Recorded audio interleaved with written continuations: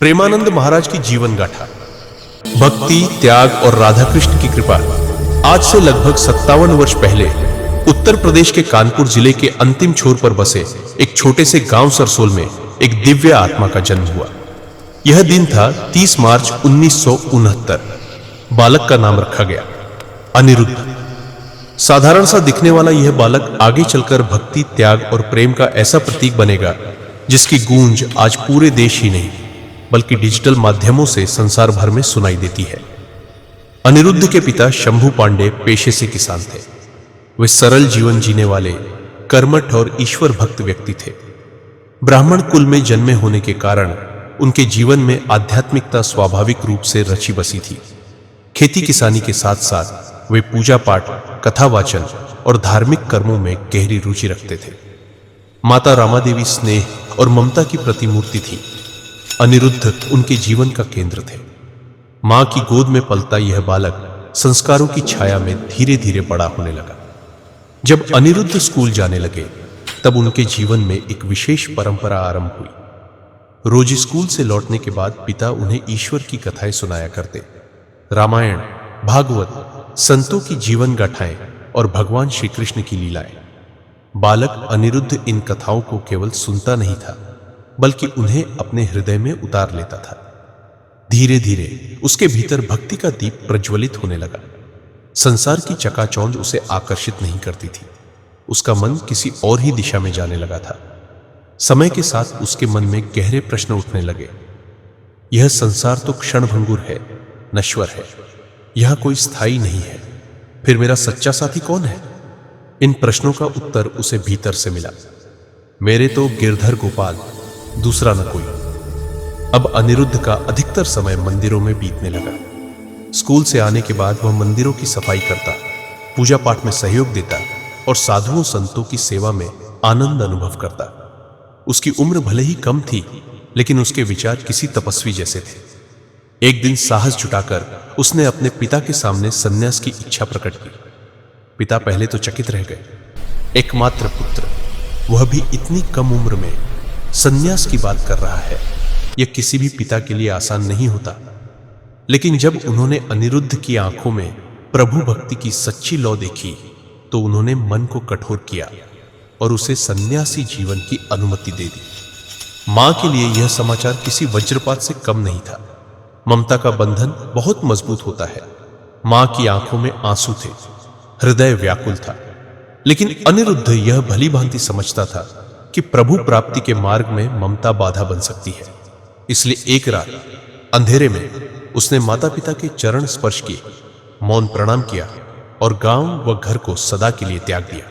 उसकी पहली मंजिल बनी काशी, भगवान शिव की नगरी। वहां उसने वर्षों तक भगवान शंकर की आराधना की। संतों का सानिध्य मिला, साधना गहरी होती चली गई। काशी की गलियों में उसका जीवन तप, त्याग और साधना में बीतने लगा। एक दिन एक संत से उसकी भेंट हुई। उस संत ने उसे वृंदावन, राधा रानी और श्री कृष्ण की महिमा सुनाई। यह सुनते ही अनिरुद्ध का हृदय पुलकित हो उठा। राधा कृष्ण का नाम उसके रोम रोम में बस गया। उसी क्षण उसने वृंदावन जाने का निश्चय कर लिया। जब वह ट्रेन से वृंदावन के लिए निकला तो उसके पास टिकट तक नहीं था। किसी अजनबी ने उसे जनरल का टिकट दिलाया और एसी डिब्बे में बैठा दिया। टीटी आया, टिकट चेक किया और अनिरुद्ध से उतरने को कहा। अनिरुद्ध ने विनम्रता पूर्वक निवेदन किया लेकिन टीटी नहीं माना। तभी अचानक एक व्यक्ति आया और उसने अनिरुद्ध का टिकट ऐसे में बदलवा दिया। यह घटना मानो राधा कृष्ण की कृपा का पहला संकेत थी। वृंदावन पहुंचकर भी कठिनाइयां कम नहीं थी। रहने के लिए कोई स्थान नहीं था। वह यमुना किनारे बैठकर राधा रानी का नाम जप करता और ब्रजवासियों से मांगकर प्रसादी ग्रहण करता। उसी दौरान उसकी भेंट श्री गौरंगी शरण जी महाराज से हुई। अनिरुद्ध की तपस्वी अवस्था देखकर उन्होंने उसे अपना शिष्य बना लिया। आश्रम में रहते हुए अनिरुद्ध पूरी निष्ठा से गुरु आज्ञा का पालन करता, कृष्ण और राधा की भक्ति में लीन रहता। एक बार गुरु जी को भोजन नहीं मिला तो अनिरुद्ध ने भी 3 दिन तक अन्न ग्रहण नहीं किया। उसकी यह गुरु निष्ठा देखकर महाराज अत्यंत प्रसन्न हुए और उसे विशेष आशीर्वाद दिया। यहीं से अनिरुद्ध का जीवन एक नए मोड़ पर आ गया। उसका नाम पड़ा प्रेमानंद महाराज।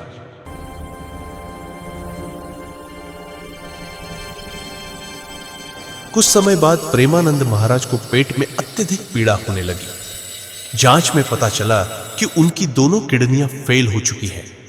डॉक्टरों ने कह दिया कि अब उनके पास कुछ ही महीने शेष है, लेकिन प्रेमानंद महाराज विचलित नहीं हुए। उन्होंने अपनी एक किडनी का नाम राधा और दूसरी का नाम कृष्ण रख दिया और निरंतर राधा रानी का नाम जपने लगे। समय बीतता गया, डॉक्टर तो चले गए, लेकिन प्रेमानंद महाराज आज भी हमारे बीच स्वस्थ है। उनके प्रवचन वृंदावन में गूंजने लगे, शिष्य बढ़ने लगे। किसी ने उनकी वाणी को डिजिटल माध्यमों में डाल दिया और देखते ही देखते प्रेमानंद महाराज जन जन के प्रिय संत बन गए। आज भी वे अपने शिष्यों के साथ सुबह पदयात्रा करते हैं। कहा जाता है कि जिन डॉक्टरों ने उन्हें कुछ महीनों का समय दिया था, वे आज इस संसार में नहीं हैं, लेकिन प्रेमानंद महाराज आज भी राधा रानी की कृपा से हमारे बीच है। यह जीवन गाथा केवल एक संत की कहानी नहीं, बल्कि यह संदेश है कि जहां सच्ची भक्ति, गुरु निष्ठा और पूर्ण समर्पण होता है, वहां स्वयं भगवान मार्ग प्रशस्त करते हैं।